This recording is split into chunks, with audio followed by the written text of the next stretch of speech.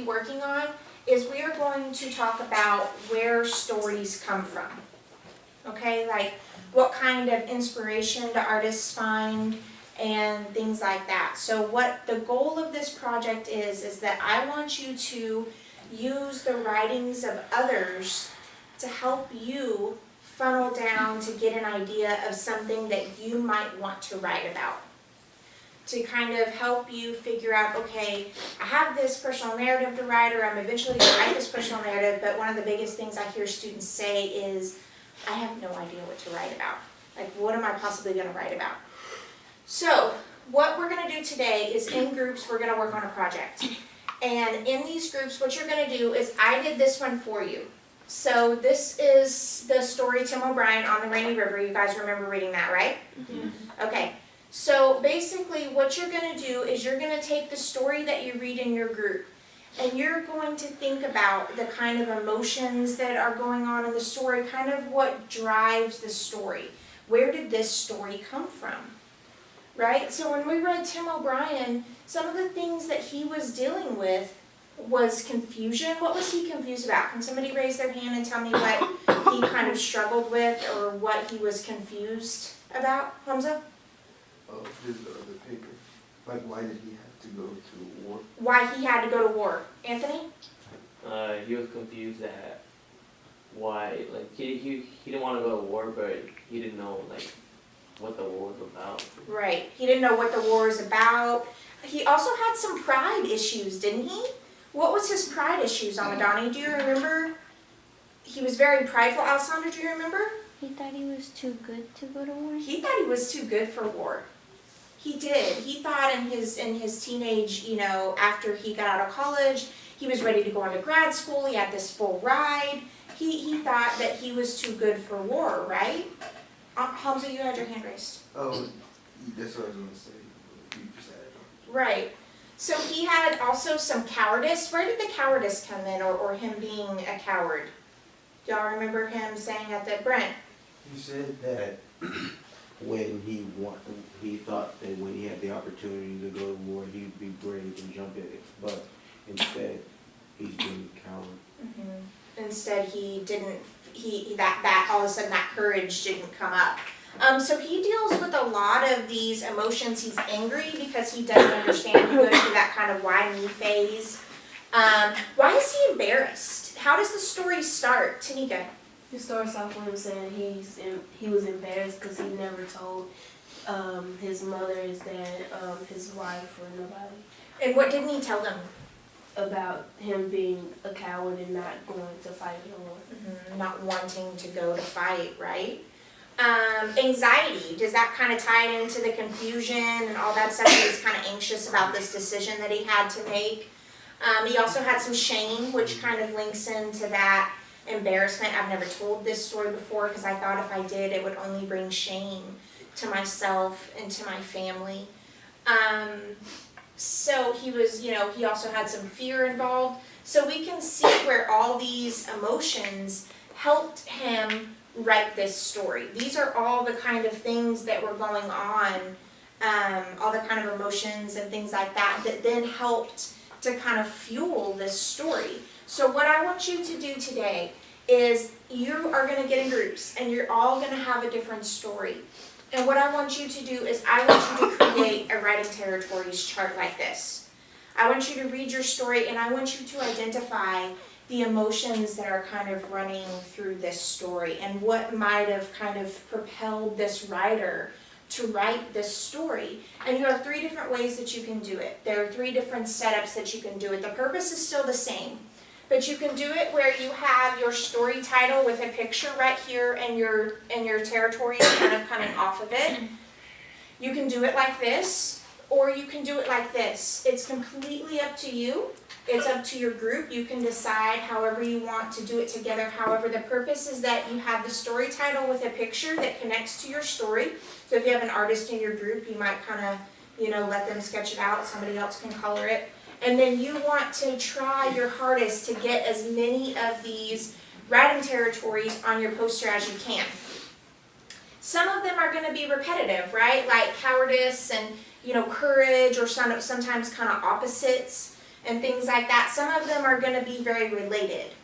So that's your job today, and then once we're done, we're gonna use these posters to help us figure out our own story, the story that we can tell. This is his story, and with the emotions that go around, but we're gonna use these to come up with our own story that only we can tell. Does that make sense? Yes. Okay, so that's what we're gonna do today. So I'm gonna get you guys in groups, and then we'll do that. I wanted to move that to the box, and I wanted to be so she just wanted to be on the phone and just Or at least the basketball background. yeah. How you have to the bounce off the backboard. That was the really hard to catch. The ball was on the down. I swear to God, you were just like, I can't right for the half. Kids had positioned themselves under the backboard and chased it out.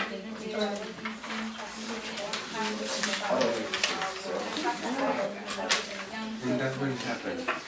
The ball went to the push button on it. I had two balls all the way across the gym. It was one day, the earth still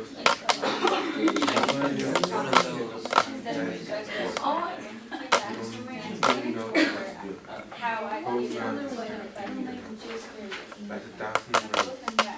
this is like so crazy. Okay, that's And I sat me back down and sleep and listening and What about he said when we got back to class, everyone was talking about what happened to Jim.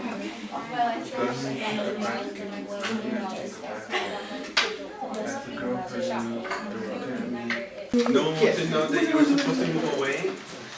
Oh, bro, can you get up something like this? It's like, this is really weird. Injustice. Do you make up He a girl for acting like that. Okay, now you can drop it. Hey, go ahead, I can start this box. How many do you wear? Wait, Do I write misery? Yeah, I do. Different boxes. Just there. One, two, Wait, no, isn't it? and then I have like 1, 2, 3, 4, 5. No, 1, 2, 3, 4, 5, 6, 7, 8. Did I write embarrassed?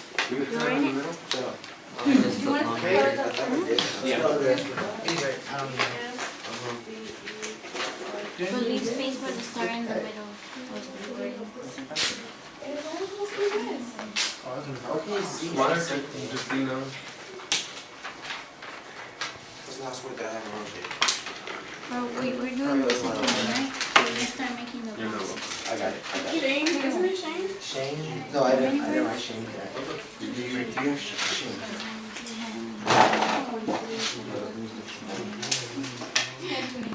Is the truth about the world? Our story is about how a kid asked a girl out on a date, but he injured his foot, so he didn't go out with the girl. When he got back to school the next day, everyone said he was scared to go out with her. From this experience, the author learned life is unfair. Okay, we put the word happy because the girl.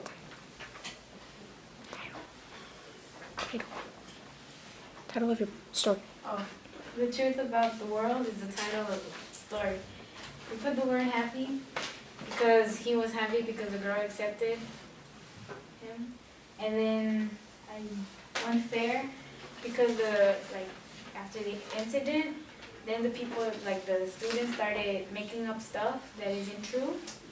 Humiliation, misery because he felt like little when the students started talking about him.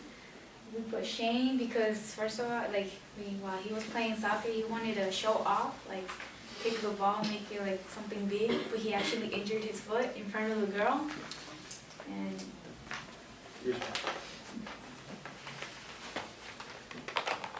embarrassed because he was embarrassed that he kicked it so far and the girl was right there when he saw.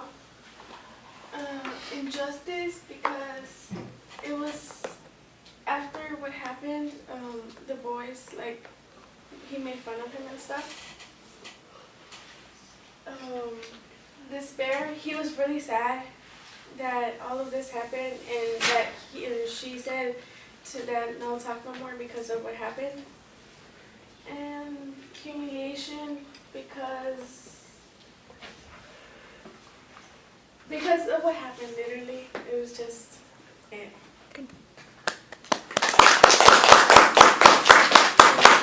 And the picture is the kid he can talk about, and the girl's like, where is he, like, basically at the dance. Okay, this is a summary of the story. Let's go to the videotape. Dan Gutman was the skinniest boy in Newark, New Jersey. He had been humiliated because of his weight and the shape of his body. He had a hard time in the gym class because he was never good at any sports. But one day, Dan was in the gym playing kickball, and Dan did the unexpected and kicked the ball into the basket. After that, he gained more confidence and self-pride. To this day, he keeps his memory to relieve every time he rewinds.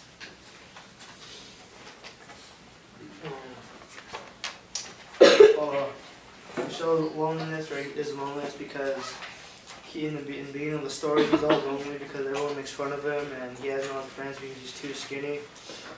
And he becomes lonely and he has no other friends. And then he gains pride because, like, later on when he kicks the ball, he's like, oh, I'm good at this now, I'm good at everything, so I'm going to keep doing it. And he gets proud of that.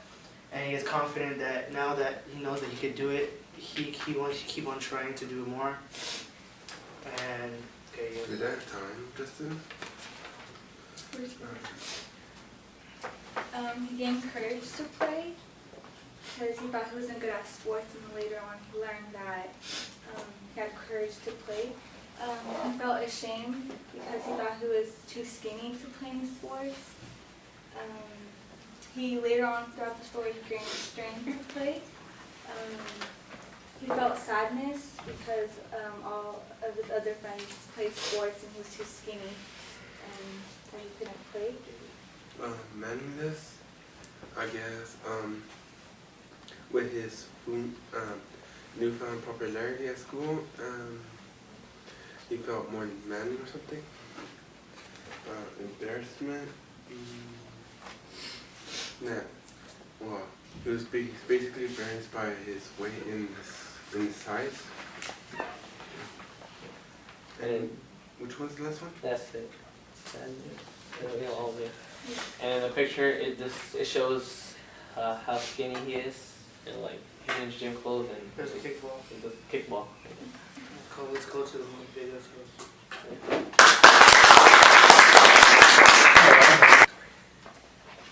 The story is about a girl who is talking to her boyfriend and he's telling her how he regrets the 6 months they had together. She's in denial and won't accept the fact that he doesn't want her anymore. She finally accepts it and hangs up on him before he can hang up on her. The lesson the author learned from this experience is that you can't always win something you desperately want. You have to work and fight for what you want, but if the other side doesn't want to, you have to give up.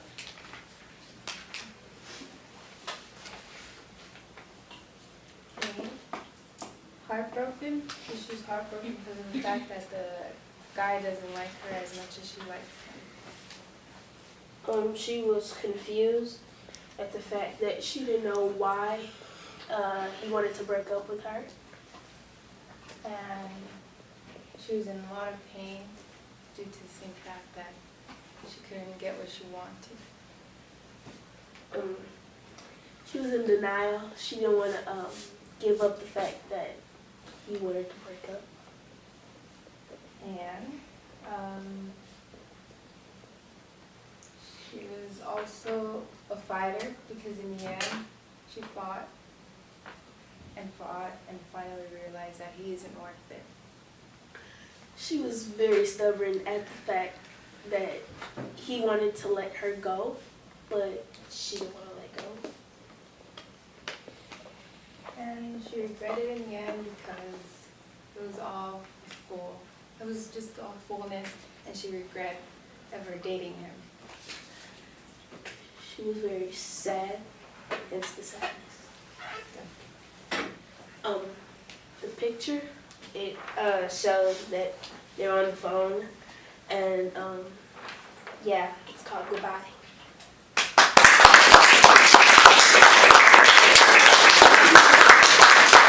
Okay, so we have the story of the Lone Star Ranger. Lone Star Ranger is about a guy who travels to a Midwestern town with his mom. During the trip, he sees a banner saying, "Meet the Lone Ranger, the greatest of all cowboys and his personal hero."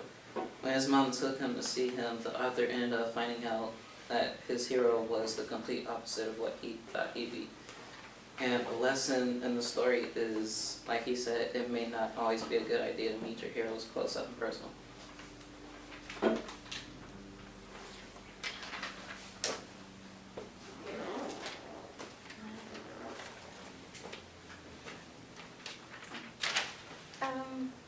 Some of the words we put, one of them was excitement because of how he felt whenever he knew he was going to get to meet him. And then he was sad to find out who his hero really was. And shocked kind of too, because he pictured him as someone great and his role model, and he ended up being the opposite. He felt angry and embarrassed when he saw his hero was not how he pictured or heard about him, and let down because he had he got a disillusion of his hero. He felt surprised because you expect like your hero to be all perfect, and coming of age, it's basically like a teen story, like where you see like everybody is trying to or you come to somebody and help, and disappointment. You felt disappointed because his hero wasn't like the way he would be.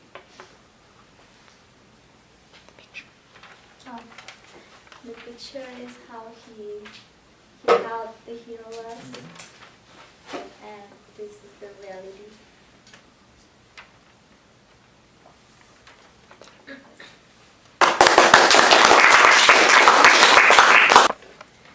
Our story title was Unfinished Business, and it was about a Middle Eastern man accuses the author of stealing $80. After leaving the store, the author finds the man who accused him and gave him $200. A week later, the writer goes back to the store to find out the man found his money and took the author's.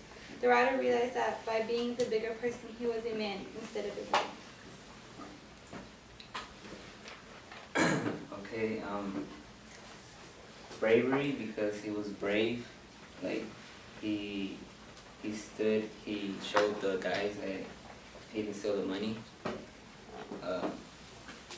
Kindness, because he didn't yell at them, he was just calm. He told them that he didn't steal his money. Strength, because he stood there, they were like screaming at him, but he stayed strong and stayed calm. He had a sense of pride. He had a sense of pride, and he showed how proud he was after he gave him the $200, and because he showed he was the bigger man. He was scared at first. He was fearful. He did not. He was scared that they were going to hurt him in some way. He came to a realization that the man who took his money and kept his own was really a boy. He accused the writer of being a thief, when in reality he was a thief and the writer was the man, per se. And he was very nervous, especially when they, while he was trying on the jeans, they like shoved the curtain out the way. They shoved the curtain out the way so he could get into the stall where the guy was trying on his jeans, and so he was real nervous at first. And the picture that we drew, it represents how he became a man, because he became a bigger man because instead of just walking away because he knew he didn't take their money, he gave them more money than they accused him of taking. So.